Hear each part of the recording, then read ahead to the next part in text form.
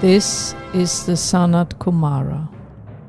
I'm an advanced Deva being from Venus who serves Zoncrete, Earth Soul, as the chief operating officer of the planet and all life who calls Earth home or is here to help with the permanent expansion of consciousness.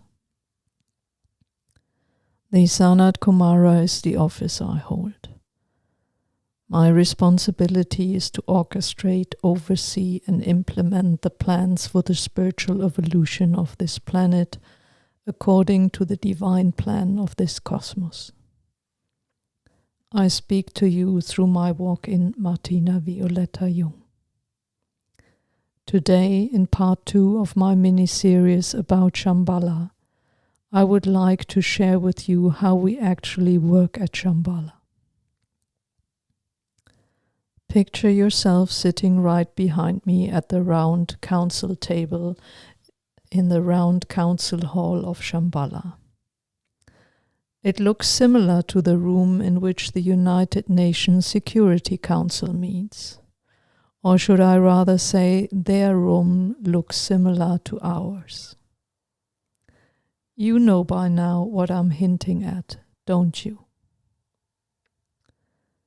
At our completely round table, which has no opening at some point, each kingdom, human, Deva, animal, plant and mineral, as well as Conry Oblan, is represented by a small team between 2 to 7, with 1 or 2 leaders sitting right at the round table.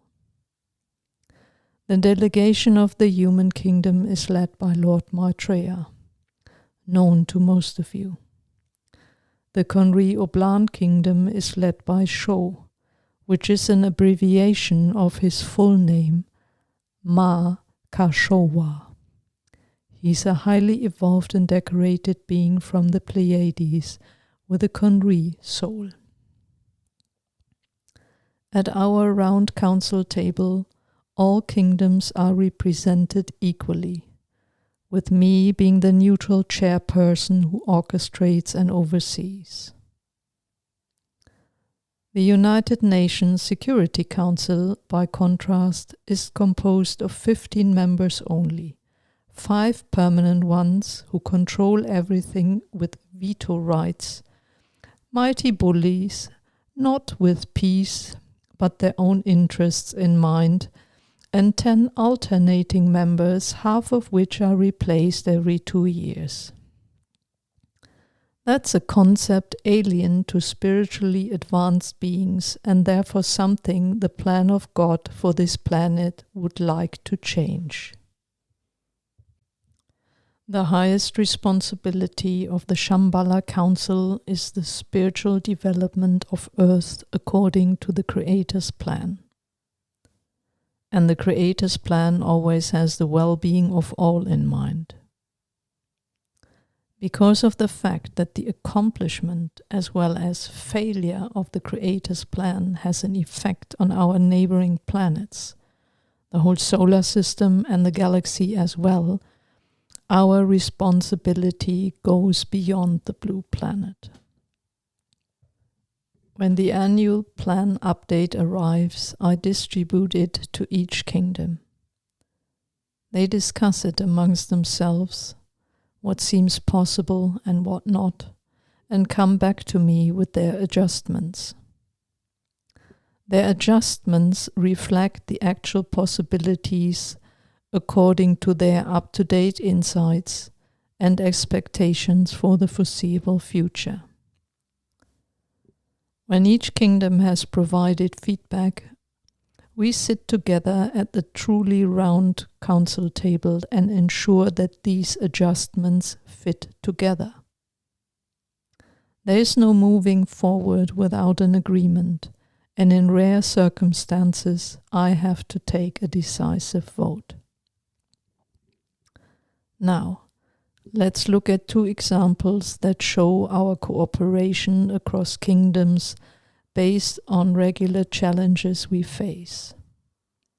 The 2 challenges are emanating What the people of Earth think, feel, speak and write emanates to our solar system as well as to further away neighboring planets. Our neighbors are literally suffering from the daily accumulation of fearful and violent energies Earth sends out, and they are fed up with it. One of our tasks is to at least minimize this drastically. At the same time, due to the shift Earth is going through from the third through the fifth dimension, old karma needs to be resolved. Therefore, the number of troubled areas on Earth, even war zones, is substantial. We cannot stop the acceleration of balancing karma. It's part of the shift Earth is going through until 2032. But we can influence its effects. Members of the human kingdom incarnate in the dense physical, team up, for example, with dragons and unicorns from the Deva kingdom to fly inner plane missions in war zones or regions of environmental crises, injecting new life energy and calming things down. Equally disturbing energies are created by the huge amount of media and social media postings spreading hate, gossip, and false information. Here we do our best to have people like Martina help us set a different tone of love and unity while providing reliable information. But master teachers, offers, allies and devas are looking for more who are willing, after being trained, to take on responsibilities of spreading our word and spreading a future worth living for everyone.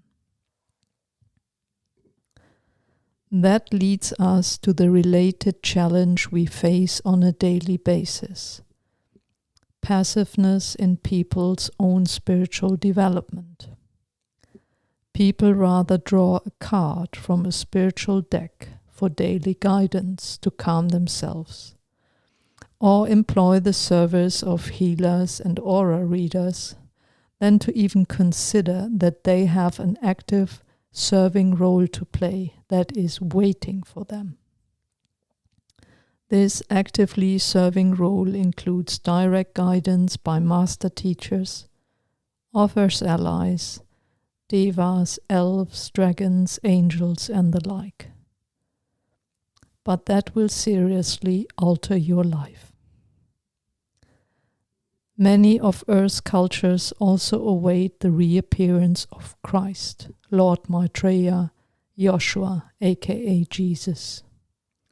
For this to happen and for them to stay in the dense physical of Earth permanently, they need support from those incarnate in the dense physical, as well as from all kingdoms in their dimensions.